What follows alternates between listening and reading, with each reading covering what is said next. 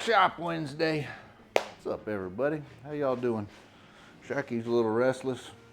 Makeup, y'all can't see her. Maybe I'll bring makeup around. She's assumed her position for the day. Y'all see makeup? I don't know if y'all can see way down there. Tripod, the cameraman, he ain't real good at moving the camera. We're all good though. I hope y'all good. Well, I misled you last week. I told you we only had one more piece to do and forgot about the, well, I'd say we had two pieces. We got the Chuck Wagon Legacy and we got the, I can't remember what we named the big bit, the major piece. We got an encore piece. Well, T throwed the curveball on me. We're gonna talk about the encore piece this week. That's Howling at the Moon. Howling at the Moon Spurs. I built this, well, 2-3 years ago for the show, and you know, the Coyote is something that is, it's iconic. The Coyote is a survivor. They hold a special place in my life and in my stories, and it's crazy how that critter can manage no matter what the human being tries to do to it. It's smart and just tough.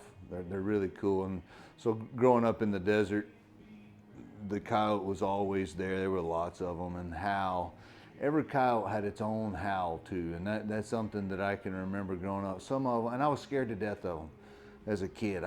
Coyotes scared me to death. And I don't know what it was, but that howl, you honestly, you heard them more than you saw them. And they're night critters. And so I wasn't out at night and didn't have big flashlights in and all that cool stuff. So I never saw them a whole lot. You see them during the day, but usually they were grabbing a hat and getting the heck out of Dodge when they seen you. So there was no reason to be fear because of their sight, but the howls, back to the howls, they just, man, some of them could make my hair stand up on the back of my neck. So my dad had a ranch lease when I was in high school, and a little camp, and it was a camp at best. It was running water in the kitchen, and that was it. And so no air conditioner. There was a light bulb in the kitchen too. That was the only electricity we had. So anyhow, you slept on the ground in a bedroll, cot, and I can remember laying out there in the middle of the ground in the middle of the night and hear them coyotes. And man, I'd pull that tarp over my head and hunker down, just scare the water out of me. But anyhow, this pair of spurs is kind of a reflection of me and back in my growing up, and what the coyote means, and what it meant to me then and what it means to me now. So it just, as I go about my career, endurance and adaptability and all that is very important as we learn and grow and adapt to our environment and what the market wants. And so the coyote is just something really cool. And the sculpting, so I did a little sculpting on the coyote, and that was actually, it's a very simple form. It's not like doing a skull where there's all kinds of ups and downs and arounds. The form is fairly simple, but I discovered that was actually very hard to pull off and hard to depict because it is fairly simple. And so there's only slight deviations and deviations in the depth that I needed to do, but they were uber important. So anyhow, that coyote was a learning experience there for me as well. One of the things I did on the spurs is I relief engraved the silver. So what's relief engraving? Relief engraving, as y'all have heard me say, is taking all the material away from the design so that the design sticks up. It's not, you know, it's not cut into the metal, as it sticks up. And so I do it a lot in steel.